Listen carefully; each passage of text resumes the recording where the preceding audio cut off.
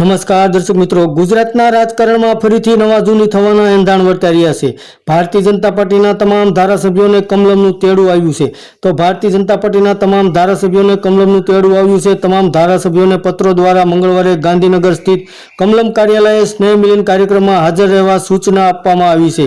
તો ગુજરાતના રાજકારણમાં નવા જૂની થવાના એંધાણ વર્તાઈ રહ્યા છે, કારણ કે ભાજપના તમામ ધારાસભ્યોને કમલમનું તેડું આવ્યું છે।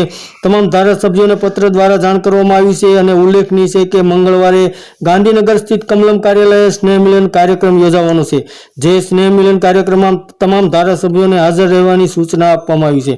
તો રાજ્ય સરકાર ફરી એકવાર એક્શન મોડમાં જોવા મળી રહી છે અને બેઠકનો ધમધમાટ શરૂ થયો છે।